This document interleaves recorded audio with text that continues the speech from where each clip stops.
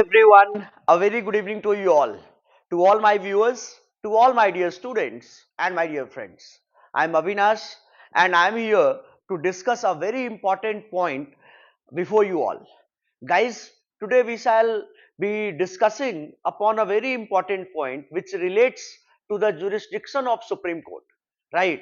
एक सवाल बार बार आता है आपके एग्जाम्स में, CLAT UG PG judicial services हो या फिर एपीओ हो, इसमें बार बार एक सवाल आया है कि the jurisdiction of supreme court is what? Is it advisory, is it appellate और इज इट ओरिजिनल? क्या है? ओरिजिनल है, अपेलेट है या एडवाइजरी है?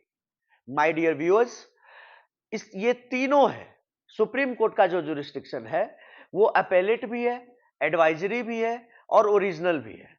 ओरिजिनल सुप्रीम कोर्ट का ओरिजिनल जुरिस्डिक्शन भी है, डायरेक्ट आप सुप्रीम कोर्ट जा सकते हैं। स्टेट स्टेट के बीच में लड़ाई होगी, डायरेक्ट कहां जाइएगा? आप हाई कोर्ट में जाइएगा। हाई कोर्ट में जाइएगा तब तो हाई कोर्ट, अब जिस मान लो पटना बिहार और यूपी के बीच में लड़ाई हुई और पटना हाई कोर्ट में जुरिस्डिक्शन चला गया, तो यह भी हो सकता है कि Patna high court will favour the home state. इस कारण से जब दो स्टेट का मामला होगा तो ओरिजिनल जुरिस्डिक्शन सुप्रीम कोर्ट में लाई करता है।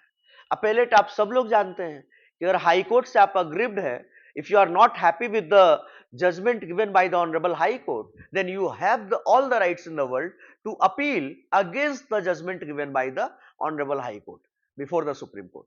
तो अपेलेट भी हो गया कि अपील में आप आ सकते हैं, और एडवाइजरी जुरिस्डिक्शन भी सुप्रीम कोर्ट का है। Article 143 of the Constitution of India talks about advisory jurisdiction, talks about advisory jurisdiction, और एडवाइजरी ओपिनियन प्रेसिडेंट लेते हैं। किससे? सुप्रीम कोर्ट से।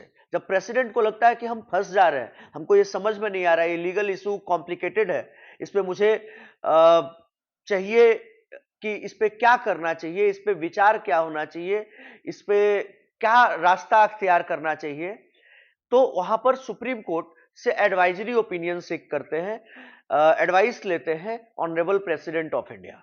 ये आर्टिकल 143 में भी दिया गया है। तो आप ये एकदम जब भी क्वेश्चन आए तो आप ये तीनों में टिक लगाइए, that original, appellate and advisory. Right? Okay, so the next question which I have taken up for discussion today is that the president is having the right to promulgate the ordinance, right? Under article 123 of the constitution.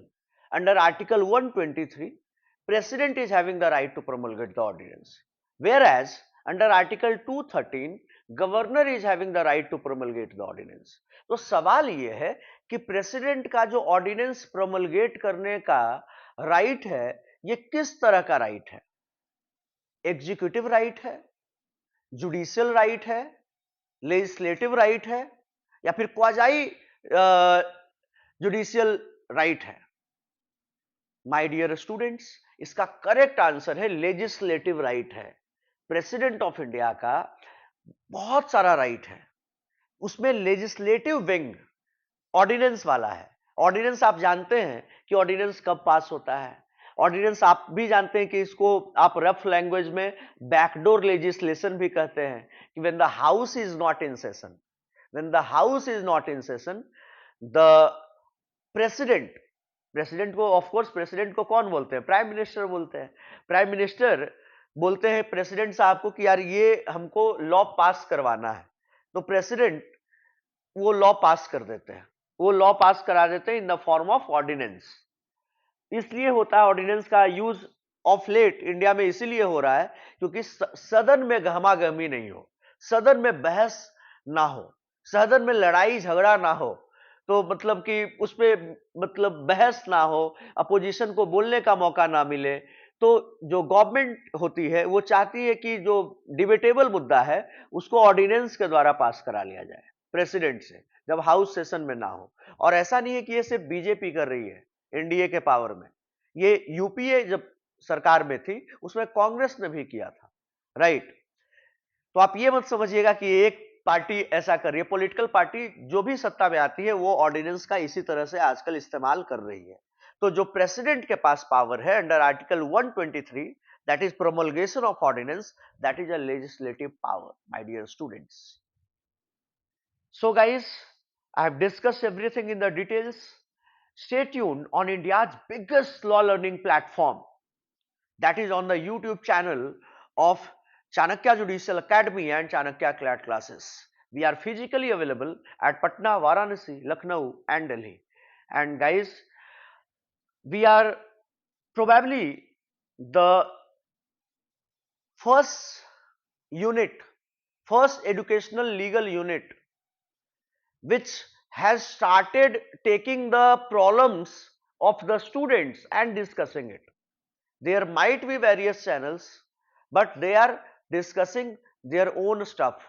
जो लगता है उनको कि ये मेरे लिए आसान है, उसी को डिस्कस कर देते हैं, लेकिन हम लोग आपके प्रॉब्लम को लेकर के डिस्कस कर रहे हैं. Okay, so give all your love. Thank you everyone, stay tuned. जय श्री राम, जय हिंद.